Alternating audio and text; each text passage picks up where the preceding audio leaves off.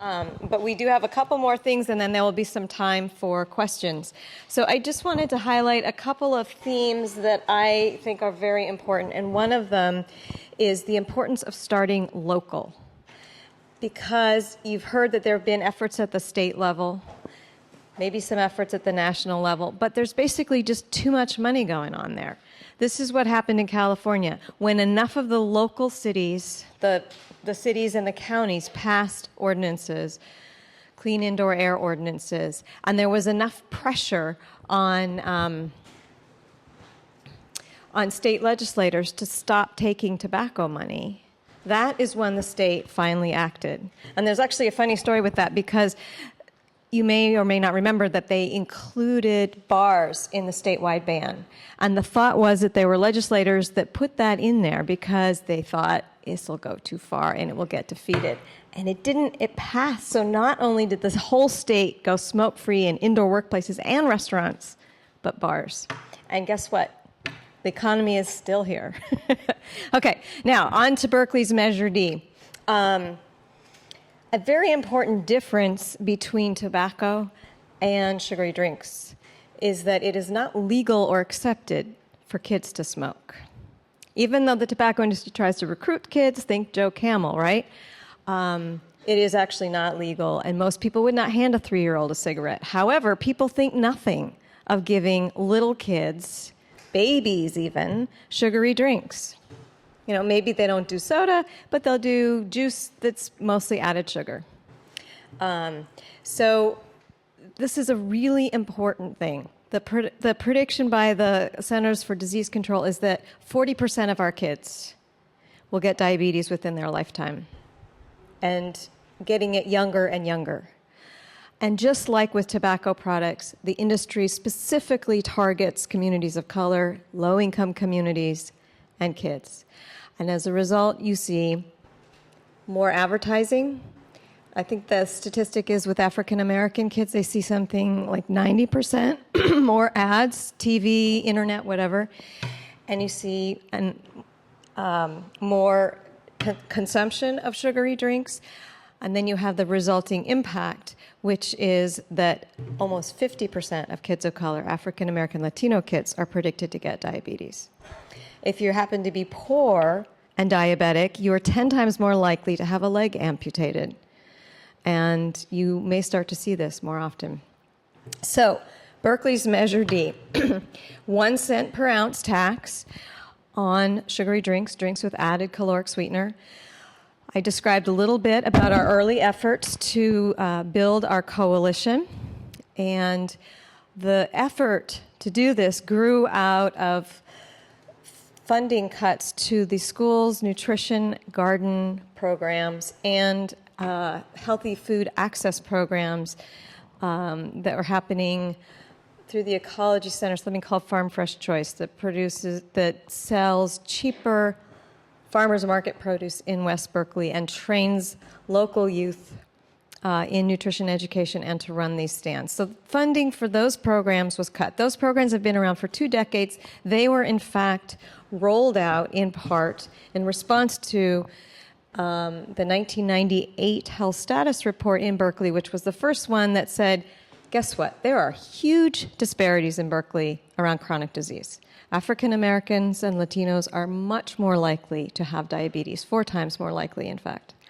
These disparities have not changed, and they are not unique to Berkeley. So the garden programs was a way of reaching all kids in Berkeley, and the Farm Fresh Choice program was a way to provide healthy food access. Those programs are going to go away. So we came together and we said, where can we get funding to keep this going? And we started looking at the potential of a sugary drink tax and bringing people on board. We were very clear early on that it was not worth doing this, even if we won, if our community was divided the way Richmond was. It was not going to serve our overall goal of improving health and reaching the people who are most impacted by sugary drinks if we did not build the kind of coalition that could stand up to the industry. And if you live in South Berkeley in particular, you're seeing a flood of mostly youth of color who are being paid by Big Soda to go around and canvass. And fortunately, most Berkeley voters are smart enough to see through that. A lot of these kids are, they're great kids, that this is a job for them. But big soda, like big tobacco, is twisting the relationships that they have, but sponsoring communities of color, churches, and programs like the NAACP, and trying to act like they are friends of low-income communities and communities of color, and they are not. So in Berkeley, we really worked hard to build our coalition and bring everybody along, and we haven't got everybody, but pretty darn close.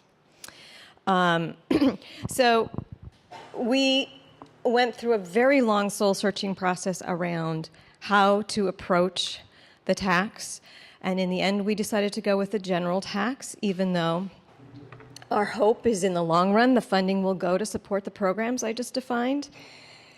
In California, many of you know that thanks to Prop 13, if you have a tax that is specifically designated for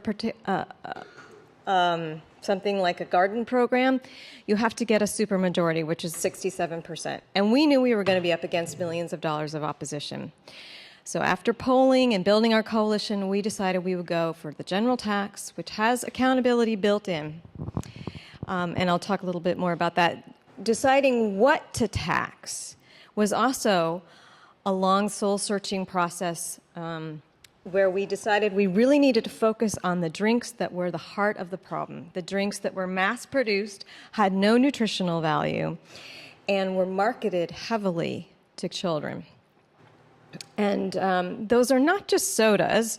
And sometimes when you look at when the soda companies say, oh, soda consumption is going down, well, you read the fine print, and actually in Alameda County, soda consumption among kids has gone up 16%, which means 16% more kids are drinking one or more drinks, sugary drinks, a day in Alameda County. This was over a 5-year period a few years ago.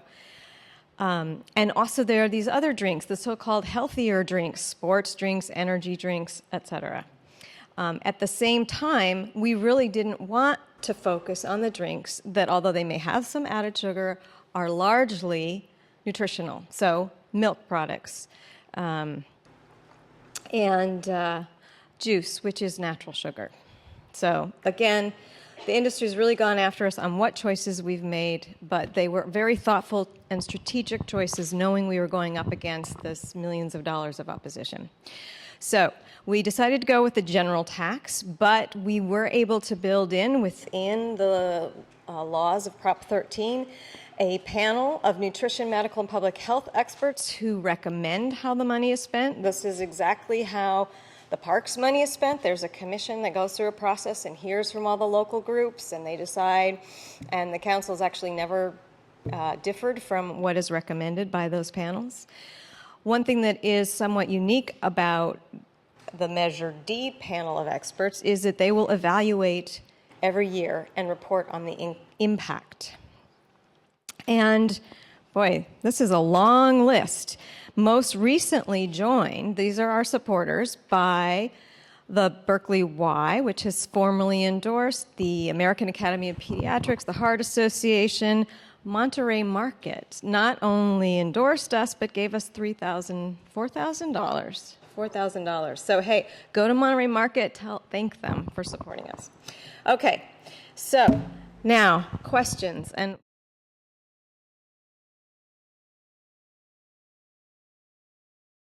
well, I think you can expect a lot more of what they're doing. Right.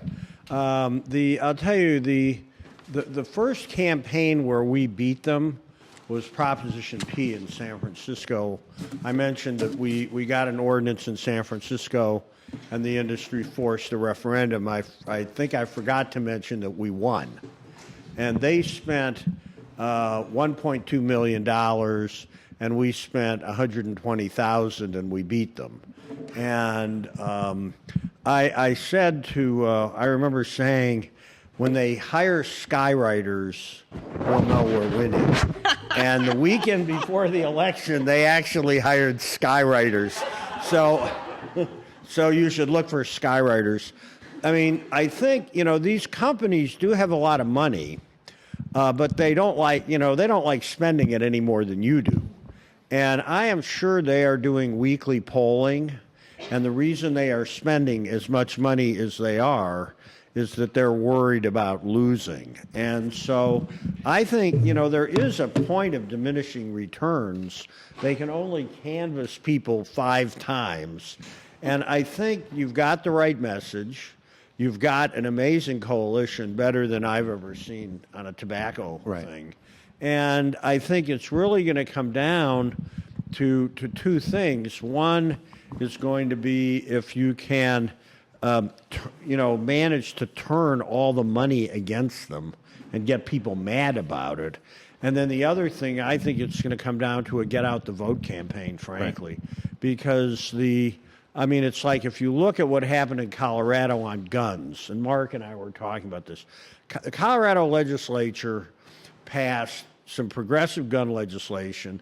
The original NRA forced a recall of the politicians who were barely recalled.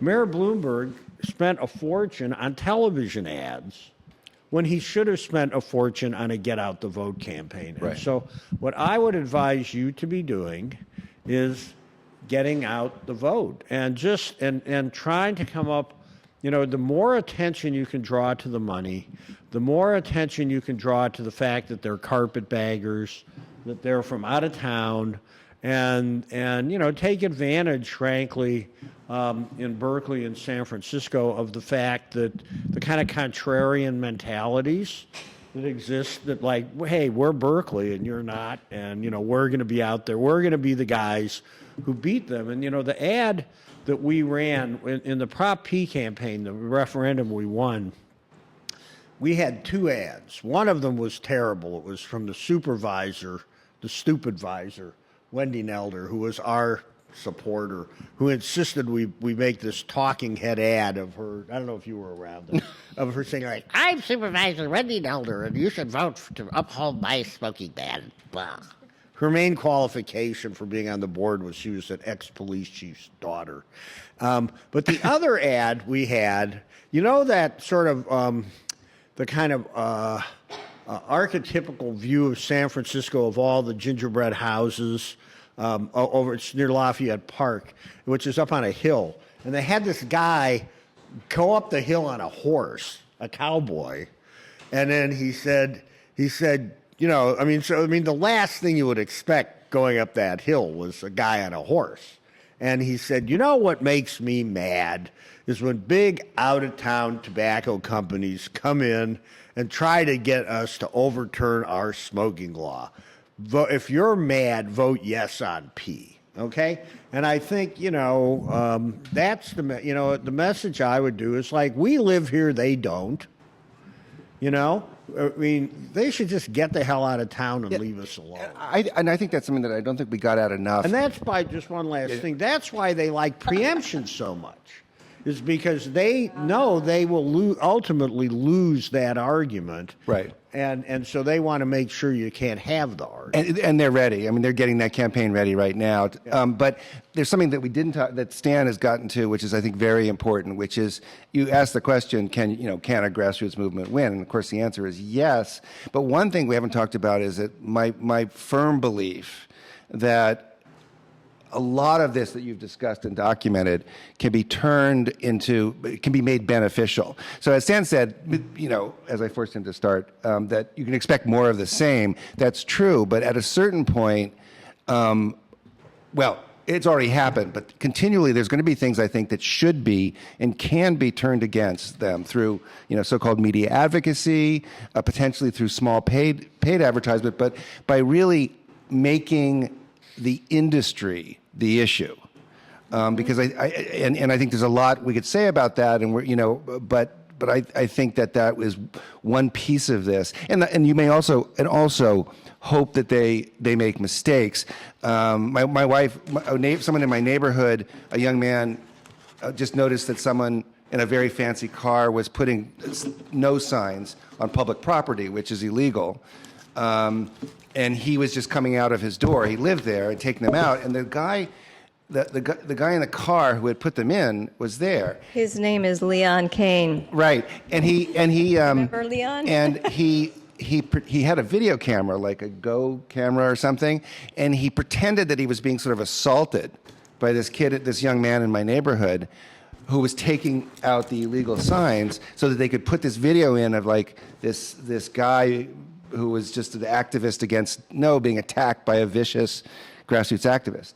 So, but I think there will be mistakes, because when you spend $10 million, you got to do something stupid. I mean, if I spend $500,000, I do something stupid. All right. I would add, I'd expect them to get sleazier in the next month, but I thought we also can't underestimate them. They do have some of the best communications firms in the country, so I think we have to act on the hypothesis and hope that it's wrong, that they will hire and develop really competent communications, and that we have to combat them equally effectively. And really our credibility is, what Stan was saying, our credibility is that we are teachers, that we are public health workers, that we are pediatricians. When I go door to door, I say, hi, I'm a pediatrician here in Berkeley, and then they open the door. Because, you're taking it's very much that, I have a student who says I'm a public health student, and that's getting the door open, and people respect that, and I think that's what can potentially win us this campaign. But really, we need you guys. You're all Berkeley residents.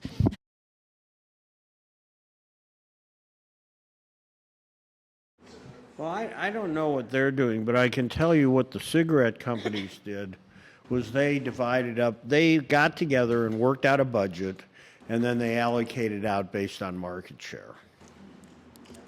And that's probably what they're doing here. They're actually putting all the donations as American Beverage Association so far. Yeah, there's a couple reasons. That doesn't surprise me, and I think there's a couple of reasons for that. One is they do need to have somebody running their campaign. And so, they are the American Beverage Association, but they need to have some kind of central management. The other thing is, frankly, there's reputational risk to them. And if they're out there too visibly, that could actually hurt their sales. So, another thing, that you might think about would be going out and getting people in white coats to picket their offices or something, and having them, and raise the reputational risk to them. And again, this gets to the question of how many people have flown on a smoky airplane. You have to be kind of older. It's a similar thing. People don't realize that the tobacco industry, when I was a kid, was one of the most well-respected industries in the country. Philip Morris was the epitome. Mad Men is correct in that regard. The epitome of a great socially conscious company, and they hired African Americans and Latinos and women even, 50 years ago, and et cetera and so forth. We went through and Stan, I would like you to either confirm or deny this, but we went through a very conscious process of delegitimizing the industry and specific trade associations and others. And I personally have now seen enough of the other NRA, it's American Beverage Association, right? And they're not booze, right? Or are they booze and non-booze? Booze is separate. I think there's no downside to going through a conscious process, and there's actually time in this campaign of really shitting on these people and turning, because no one knows what the NRA is. They think it represents Chez Panisse. It doesn't. It represents. Talking about the National Restaurant Association, just so people know. The other NRA. And by the same token, what is the downside of really, to some extent, turning these bad actors into an issue? Because that puts them on the defensive, and it was critical, and it didn't fall into our laps. We did it partially.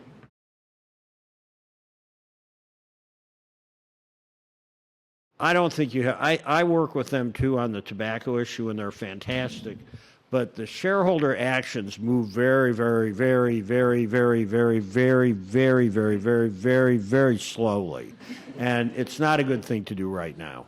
And the idea of, I think talking to them about this is a good idea. I think they might be very interested in it as a long-term strategy, but before they can go.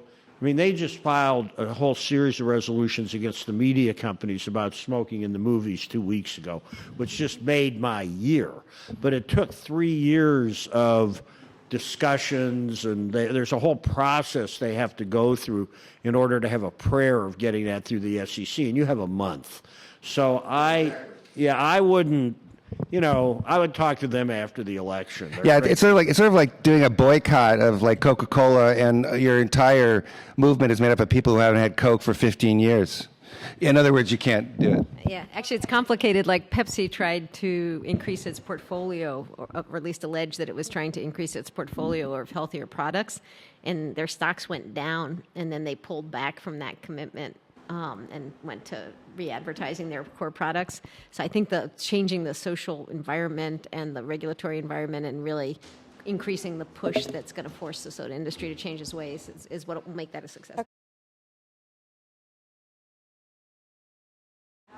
I would win first. The answer is probably they will sue. It's hard to imagine how they could win a suit, but the fact is, you should have that problem. Okay, if you get to the point where you have to help defend the law, you should be like partying. I mean, really, in an election. And keep one eye on the state legislature. Yeah, and look, because what's going to happen, picking up on what Mark said, is if this passes, the next legislative session, they're going to go statewide and they're going to pass a teeny-weeny, itty-bitty, teeny-weeny little soda tax and try to preempt all the local taxes. So that's going to be the next big fight. They haven't done that yet because none of the local taxes have passed. But the minute one of them passes, then you're going to immediately have to be fighting up in Sacramento to block preemption. And the problem is, as happened with the menu things in Obamacare, there are people who are going to say, well, a little bit of tax is better than no tax, and then we could get it everywhere and blah, blah. And you're never going to win and blah, blah, blah. And it's terrible because it just shuts down all. I mean, the fact is, and I'm not. The grassroots movement. Yeah, I am not like trying to get you prepared to lose because given how much money they're spending, that's a good sign. But, I mean, even if you lose, you're going to win. Because it is elevating the issue and it is building a public consensus. And if you look at soda sales, that's happening because of all this agitating. Yeah, but I think if they're spending this much money, they're really, really, really, really worried. If they thought they were going to crush you guys, they wouldn't be wasting all the money. All the failures that Stan talked about in California before we started winning, were established the beginnings of the social change that resulted in the airline smoking ban and the modern things that we have, and ultimately things like these big taxes in many states. So the losing is not losing in a grassroots movement unless you have no local authority.